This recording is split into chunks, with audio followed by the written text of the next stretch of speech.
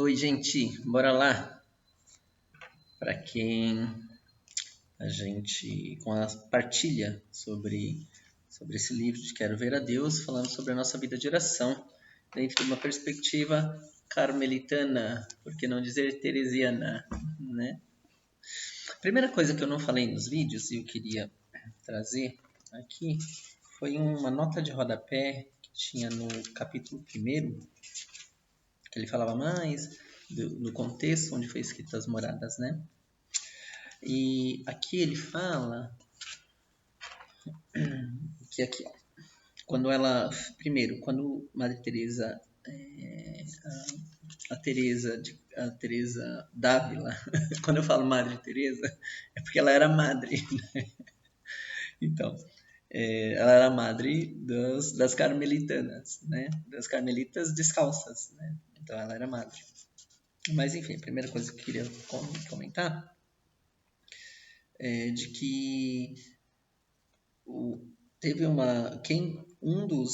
das pessoas que foram ouvidas para o processo de canonização da Santa Teresa d'Ávila foi um padre dominicano chamado Diego de Yepes, né? E aí ele fala: entre as coisas que lhe disse a Santa Madre havia a de uma visão que teve, estando com desejo de ver a formosura de uma alma em estado de graça, né? E estando com esse desejo, mandaram-lhe que escrevesse um tratado de oração, como ela a sabia por experiência.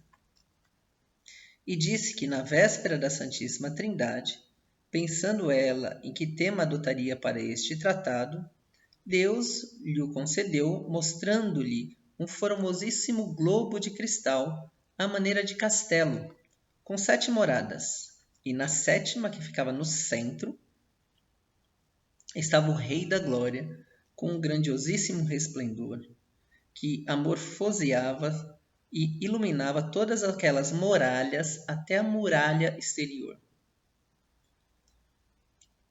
E que mais partilhavam dessa luz, quanto mais estavam próximas do centro, e que esta luz não ultrapassava a muralha, e que, fora dele, do castelo, tudo era trevas, sapos, víboras e outros animais peçonhentos. E que, estando ela admirada com esta formosura que a graça de Deus comunica às almas, de repente desapareceu a luz, e, sem ausentar-se o Rei da Glória daquele castelo, o cristal se cobriu de escuridão, e ficou feio como carvão, e com um odor insuportável. E os animais peçonhentos que estavam fora da muralha ficaram com licença de entrar no castelo, e que em tal estado ficava a alma, que está em pecado, né? Esse foi o depoimento, então, de um dominicano que fez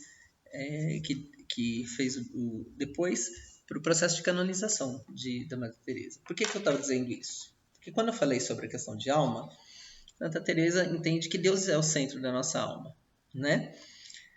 Porém, existe uma questão que eu acho que é importante de falar também, que a nossa alma pode ficar sem Deus, né? Não porque Deus se afasta de nós, mas porque nós nos afastamos dele. Então, quando estamos em estado de graça, quando confessamos os nossos pecados, quando estamos bem com Deus, quando estamos em paz, quites com Deus, Deus se faz presente no nosso centro. Mas, quando a gente se afasta de Deus, essa luminosidade se perde. E aí a gente fica nas trevas, né? Nas trevas do que ela fala, dos animais peçonhentos, de fora da morada, nas trevas do pecado, né? E ela fala que fica com um odor insuportável. Diz o padre Paulo Ricardo que ela sentiu o odor de uma alma em pecado, né? Isso é muito interessante, né? Mas isso para descrever sobre essa situação aí que ela fala sobre o castelo interior, né? Seguindo. No 3º capítulo a gente vai falar sobre o conhecimento de si mesmo, né? E aí ela fala Porque no capítulo anterior a gente estava falando sobre a questão do... Quando ela fala que ela quer conhecer a Deus, né? E a gente falava do movimento da alma em direção a Deus, né? Aqui ela vai falar sobre a importância da gente se conhecer para iniciar esse trajeto. E ela fala aqui: no globo de cristal, que representa a alma justa nesse castelo interior, Deus é para Santa Teresa a grande realidade, o ímã que, das sétimas moradas, atrai irresistivelmente o seu olhar e o seu coração. Deus, que é o centro da nossa alma, atrai a nossa alma para Ele, né? Atrai a alma para Ele, né? Fala o bom senso realista de Santa Teresa, ele pretende saber antes de agir, exige conhecer as realidades que o rodeiam, possuir toda a luz que o pode iluminar em sua caminhada para Deus. Enquanto vivermos, e até por humildade, é bom conhecer a nossa natureza miserável. O que ele está dizendo aqui? Esse movimento que a alma faz em direção a Deus, né, é prudente, é bom que a alma se conheça, sabe quais são as suas necessidades, quais são as suas falhas, quais são as coisas que você precisa melhorar para poder chegar perto a Deus. Porque senão, se você vai em direção a Deus sem se conhecer, sem saber que você não sabe nem o que você precisa mudar, você não sabe nem quais são as suas falhas, as coisas que você precisa lutar, né? E por isso que ela fala o bom senso realista de Santa Teresa, que ela pretende saber antes de agir, conhecer as realidades que o rodeiam, possuir toda a luz que o pode iluminar em sua caminhada para Deus. Enquanto vivermos, e até por humildade, é bom conhecer a nossa natureza miserável, né? Na verdade, como seria possível se organizar com prudência e viver a sua vida espiritual sem conhecer o quadro interior em que deve desenvolver-se, né? E é nessa fase que ele vai falar aqui sobre a questão da humildade. Ela vai falar aqui: ó, na verdade, não poderíamos caminhar para Deus sem conhecer a estrutura da alma, suas possibilidades, suas deficiências, as leis que regem a sua atividade, a importância para a gente poder chegar a Deus de nós podemos, nós temos o nosso autoconhecimento, a gente se conhecer. É fundamental a gente se conhecer para a gente poder se direcionar a Deus, né? É ainda o conhecimento daquilo que somos e do quanto valemos que nos permitirá tomar diante de Deus a atitude de verdade que Ele exige. E aí aqui é texto da Madre Teresa. Certa vez, pensando eu, por que Nosso Senhor aprecia tanto a virtude da humildade? Porque no Caminho de Perfeição ela fala que a humildade no jogo de xadrez é como a dama, né? A dama é a humildade, né? A dama e a pobreza são as virtudes que ela mais realiza, porque ela fala assim que Nosso Senhor não resiste a uma alma humilde, né? Não resiste a uma alma humilde. E ela fala: certa vez, pensando eu por que Nosso Senhor aprecia tanto a virtude da humildade, me deparei logo com o seguinte: é porque Deus é a suma verdade. E a humildade é andar na verdade, né? Eis a razão da sua importância. E é grandíssima verdade que de nós mesmos não temos nada de bom, mas só a miséria e o ser nada. E quem não entende isso, anda na mentira. Quem mais o compreender, mais agradará a suma verdade, porque anda nela, né? O que ela está dizendo? A humildade é a verdade. E isso é fundamental a gente entender. A humildade é reconhecer quem realmente nós somos. E aí falar das nossas deficiências, das nossas fraquezas, também dos dons que Deus dá para nós. Porque eu falo que quando a gente não faz bom uso dos dons que Deus dá para nós, que na verdade não são nossos, mas são Deus que nos fornece, isso é falta de humildade, né? Ah, não, eu não consigo, isso é preguiça. A gente tem que usar, tem que colocar a serviço. Vamos colocar os dons a serviço, né? E a gente precisa usar isso. Né? E quanto mais a gente se conhece, conhece as nossas deficiências, as nossas fraquezas, a gente lida com a nossa verdade, né? E a humildade é a verdade. E Deus é a suma verdade. Ele só lida com as pessoas na verdade. Na passagem da Samaritana. Vai lá, busca a tua verdade e vem aqui. Não adianta se tratar comigo falando do que você não é. Fingindo quem você não é. Deus te conhece. Ele te conhece. Né? Então, essa atitude da humildade ela é fundamental. Né? A questão de nos conhecer é tão importante que eu gostaria que não houvesse nisso nenhuma negligência, por mais elevadas que estejais nos céus. Assim, ele deve ser objeto de nossa preocupação cotidiana, o autoconhecimento. Tende o cuidado de, no princípio e no fim da oração, por mais elevada que seja a contemplação, concluir sempre com conhecimento próprio. Porque eles falam, uma das questões quando a gente fala para poder se aproximar de Deus e fazer uma boa oração é fazer o nosso ato de contrição, fazer um exame de consciência, né? Senhor, tu és tão grande, eu sou tão pequeno e estes são os meus pecados. Perdoa-me, me ajuda a ser melhor. Reconheça-se, torne-se presente frente à presença de Deus, né? E esse ato de contrição, esse exame de consciência, ele diz respeito à nossa humildade. Por mais elevada que seja a nossa oração, por mais contemplativo que nós sejamos, né? No começo e ao fim, sempre faça o seu ato de contrição. Sempre reconheça-se diante de Deus. Os pecados e o conhecimento próprio são o pão com que todos os manjares, por mais delicados, devem ser comidos nesse caminho da oração. Isso é muito legal, né? Pão sem o qual ninguém poderia se sustentar. Né? Vai falar a humildade. Os pecados e o conhecimento próprio são o pão que sustenta, o pão de todos, o pão com que todos os manjares devem ser comidos nesse caminho da oração. O alimento, o nosso alimento, por mais delicado que seja o refinamento da nossa oração, ele se alimenta de nós, da nossa humildade, da nossa verdade, dos nossos pecados, da nossa infidelidade com Deus, da nossa verdade. Amém? É esse conhecimento de si mesma, à luz de Deus, que assegurará à sua vida espiritual o seu equilíbrio, que a fará humana ao mesmo tempo que sublime, prática ao mesmo tempo que profunda. Isso é muito lindo, né? Porque quando a gente tem essa consciência da nossa humanidade, a gente põe o pé na terra, no chão, e não se ensoberbece.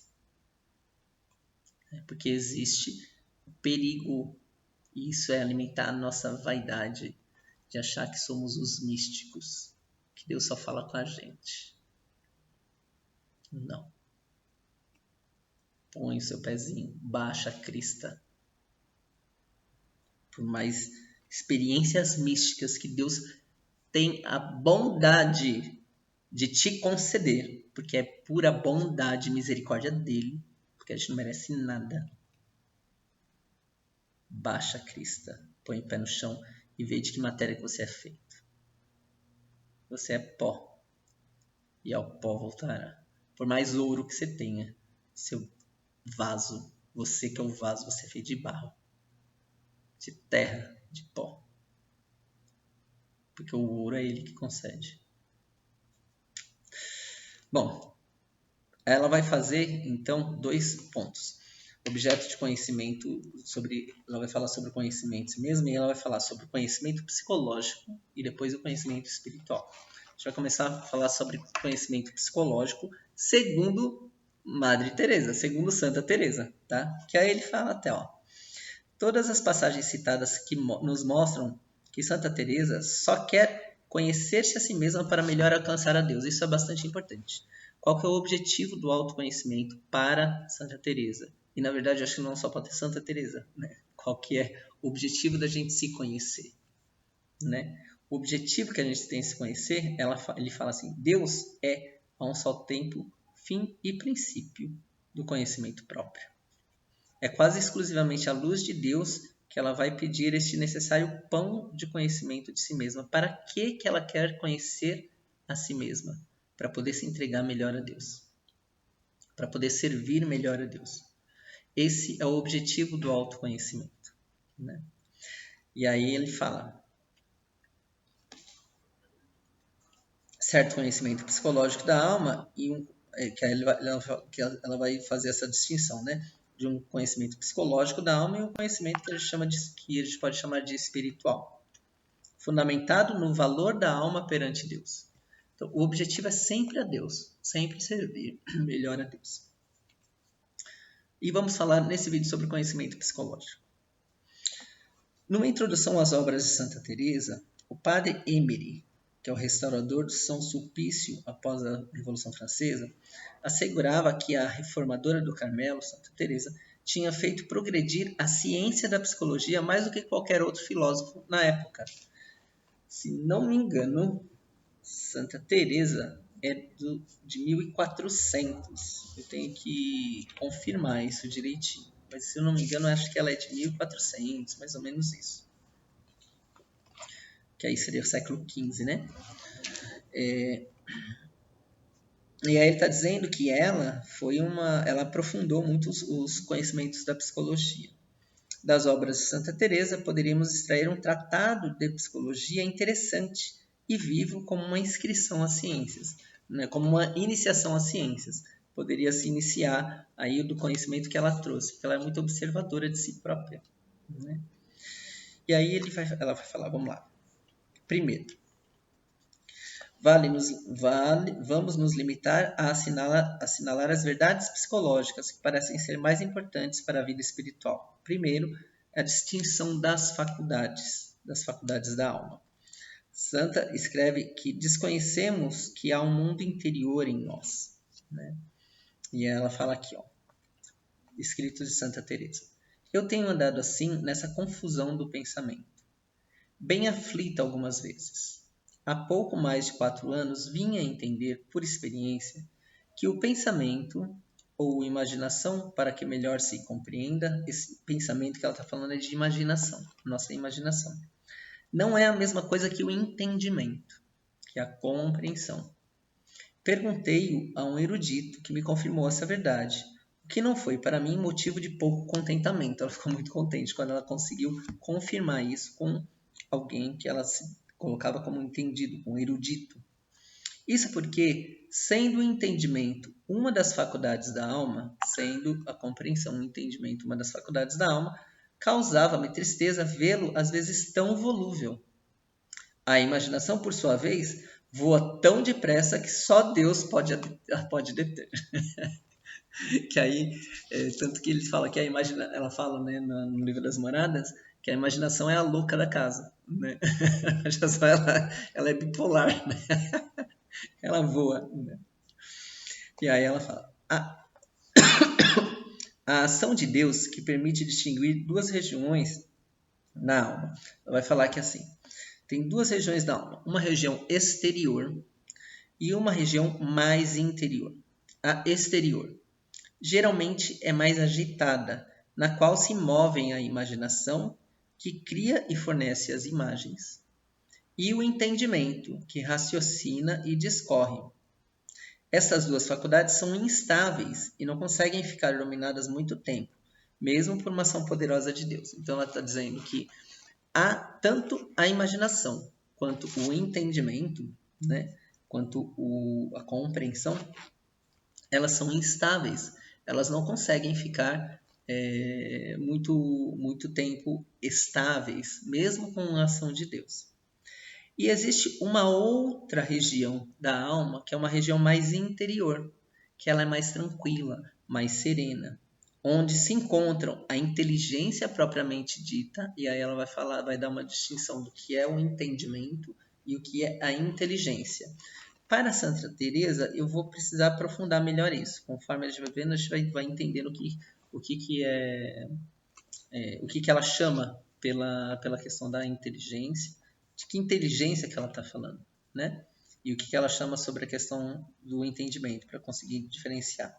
Mas uma outra coisa que ela fala é a vontade. Aí sim, a vontade eu compreendo, né? Ele fala, a vontade, enquanto a inteligência propriamente diz, a vontade e a essência da alma, que não só estão mais próximas das fontes da graça, mas também são mais dóceis à sua influência e lhe permanecem mais facilmente submissas, apesar das agitações exteriores. O que ela fala, na verdade, então? Que existe uma área, uma região exterior, que está lá o entendimento e a imaginação, que são instáveis. Tá? Pensamento e imaginação são instáveis. E existe uma região da alma mais interior, que diz respeito à vontade e à inteligência propriamente dita, tá? Que aí ela está dizendo que está mais próximo das fontes da graça, são mais próximos de Deus, né? São mais dóceis às influências e elas são mais submissas, elas aceitam mais as influências da essência da alma, né? Apesar das agitações exteriores. E isso faz com que Madre Teresa consiga, com a Santa Teresa d'Ávila, consiga fazer uma distinção, né? Que ela consegue rezar mesmo estando agitada. Ela consegue rezar mesmo com a imaginação correndo solto, com o pensamento acelerado. Porque a alma dela, o centro, a vontade dela e a inteligência estão em Deus, estão em paz. Quer ver? Isso é muito louco. Essa distinção entre exterior e interior, entre sentido e espírito, vai lhe permitir oferecer uma doutrina precisa acerca da atitude interior que se deve manter na contemplação quando o profundo da alma é tomado por Deus, mas o entendimento e, sobretudo, a imaginação estão agitadas. Eu via, segundo o meu parecer, as potências da alma fixadas em Deus e recolhidas nele, e, por outro lado, a imaginação alvoroçada. Isso me deixava zonza. E assim, como não podemos deter o movimento do céu, que anda a toda velocidade, tampouco podemos deter a nossa imaginação. Se confundimos todas as potências da alma com ela, julgamo-nos perdidas e damos por mal empregado o tempo que estamos diante de Deus. Quem que fala assim, não estou conseguindo rezar, né? Quando você está com muitos pensamentos, enfim, pensamento indo e a imaginação trazendo, e quando a gente confunde tudo isso, a gente se entrega também nisso e a gente acaba não estando em presença na oração, né?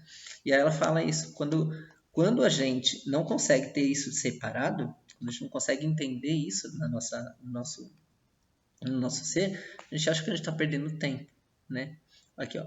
E assim como não podemos, se confundimos todas as potências da alma com ela, se a gente não consegue entender todas as potências da nossa alma, todas as qualidades, o que é a vontade, o que é a inteligência, o que é o pensamento e o que é a imaginação, quando a gente confunde tudo isso, a gente se entrega a essa agitação e a gente não consegue rezar. Julgamos perdido o tempo e damos por mal empregado o tempo que estamos diante de Deus.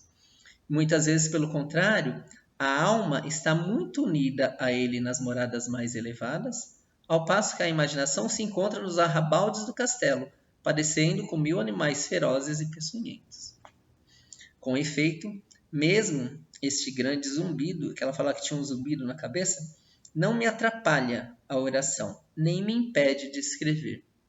Pelo contrário, a alma está inteiramente mergulhada em sua quietude, em seu amor e nos desejos de claro conhecimento, né? Desta experiência, a Santa tira como outra conclusão: não nos perturbe a imaginação, nem façamos caso dos pensamentos. Essa distinção que ela consegue, gente, é invejável, né? Esse dia eu consigo, né? Conseguir separar essa agitação e mesmo com o pensamento e com a imaginação solta, a gente consiga se deter a nossa vontade e a nossa inteligência com Deus. O voo do espírito coloca Santa Teresa diante de outro problema psicológico, que existe uma distinção entre alma e espírito, entre a essência da alma e a potência intelectual? E aí ele vai falar. Ela nota que ao mesmo tempo que algumas filosofias falam que se trata da mesma coisa, mas ela nota que ao mesmo tempo em que este parece de fato sair do corpo, porque ela fala assim, ela fala do voo do espírito, né? No voo do espírito, ela nota que ao mesmo tempo em que este parece de fato sair do corpo, em que o espírito parece sair do corpo, por outro lado, é claro que essa pessoa não morre.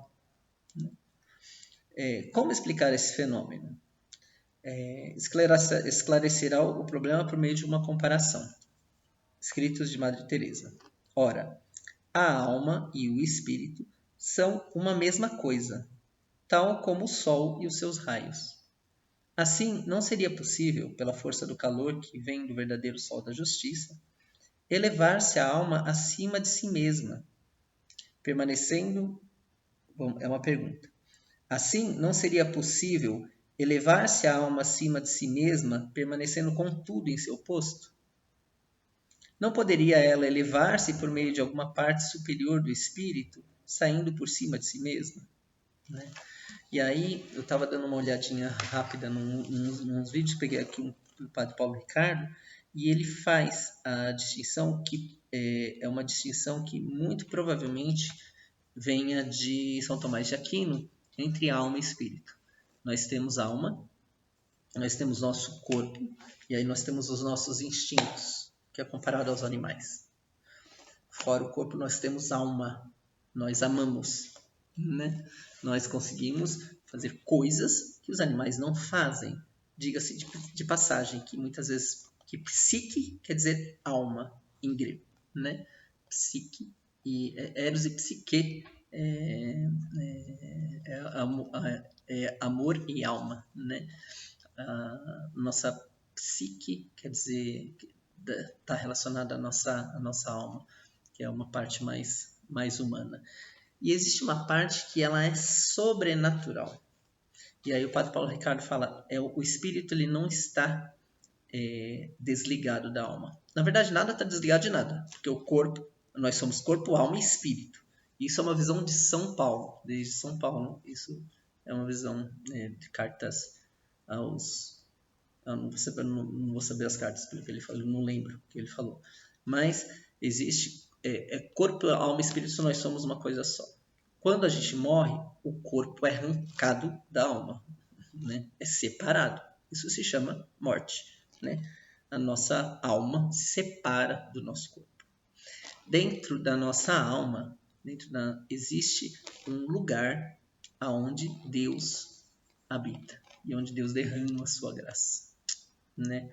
Que nós recebemos, principalmente no batismo, né? Com os pagãos existe uma graça suficiente. Então existe um lugar dentro da alma em que Deus se faz morada, o templo do Espírito Santo. Esse lugar que é sobrenatural é o Espírito, né? Que a gente age pelo sobrenatural, né? Que não é mais humano, ele é sobrenatural. Então esse lugar dentro da alma a qual Deus habita e Deus derrama sua graça, onde Deus está, que Madre Teresa fala do centro da alma, isso a gente chama de espírito, tá? Pelo que eu entendi, pelo Catecismo da Igreja Católica. Depois a gente pode até trazer um pouco mais reflexão sobre isso. Estendeu o vídeo. Um beijo, fica com Deus. Tchau, tchau.